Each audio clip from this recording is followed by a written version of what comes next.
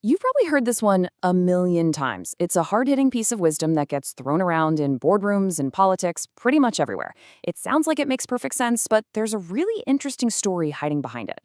Trust is good, but control is better. Wow, it's short, it's powerful, and let's be honest, it's a little bit cynical. The idea is that, sure, faith in people is nice and all, but having systems in place to verify everything, that's what really keeps things running. It's a statement that just carries so much weight. And the person who usually gets the credit for this bit of ruthless wisdom?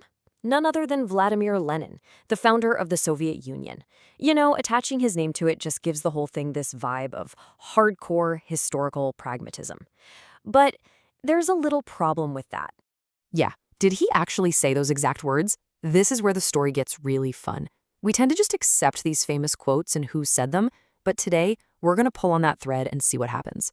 Okay, so let's do what any good investigator would do. Let's go check the records. To figure out if a quote like this is real, you've got to dig into the primary sources. And believe me, historians have done exactly that. They have gone through everything. I'm talking about his published works, transcripts of speeches, official party memos, even his personal letters.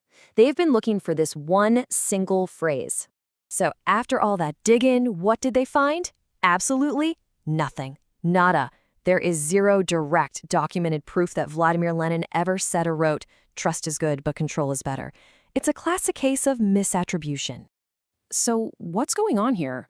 Well, it turns out the phrase isn't a direct quote, but it's something almost more powerful.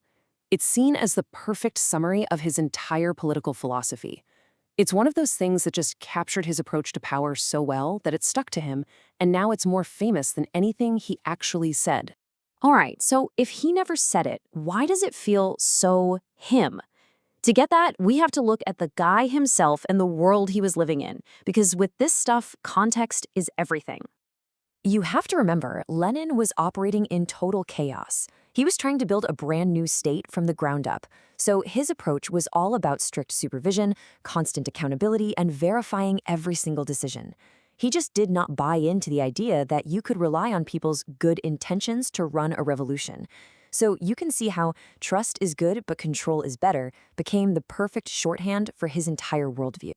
But the story doesn't stop in revolutionary Russia.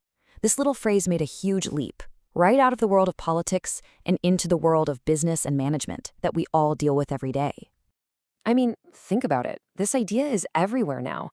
You see it in corporate management, how security systems are designed, the way institutions are governed, and yeah, even in professional relationships.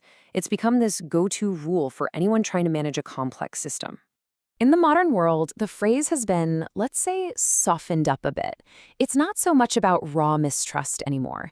It's about process. The idea is that having checks and balances doesn't mean you don't trust your team. Instead, it's framed as a way to guarantee quality, make sure things are consistent, and hit performance goals. And this all brings us right to the heart of the matter. This one phrase perfectly sets up this huge debate between two really powerful and sometimes totally opposite ideas: trust and control. So let's break this down.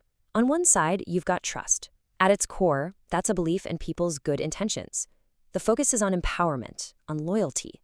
And when you get it right, it leads to creativity and satisfaction. Then you've got control. That's all about having mechanisms to verify things. The focus there is on performance, quality, and making sure everyone's accountable. As you can see, they can definitely pull in opposite directions. So let's make the case for control, because you really do need it. In any big project or organization, control is how you make sure the quality is there. It's how you stop things from spiraling into chaos. It's how you guarantee outcomes and make sure everyone is pulling in the same direction. Without some control, things just fall apart. But, and this is a huge but, if you lean too heavily on control, you run into some serious problems. Too much control, what we might call micromanagement, absolutely kills trust. It can create a culture of fear where nobody wants to take a risk. It completely suffocates creativity and crushes the individual initiative that you need to innovate. So the real challenge here isn't about choosing trust or control. It's about finding the right blend of both. And that is a fundamental question for literally every single leader out there, whether you're running a company or just planning a weekend project with friends. So how do you actually find that balance? Well, here's a pretty solid roadmap. First, you have to build trust. You lead by example. Second, set super clear goals so everybody knows what done looks like. Third, use your follow-up tools, like KPIs or regular reviews, not as a way to spy on people, but as a guide to help them stay on track. And finally, when people mess up, because they will, treat it as a chance to learn, not a reason to punish. At the end of the day, this is the real takeaway. The genius isn't in just repeating the mantra that control is better.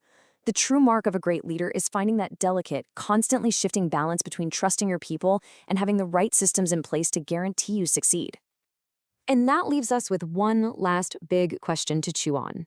Is control a good thing, a framework that actually protects trust and allows it to grow? Or is the very act of putting controls in place the first step on a slippery slope to losing trust completely? The answer probably depends on how you use it and why.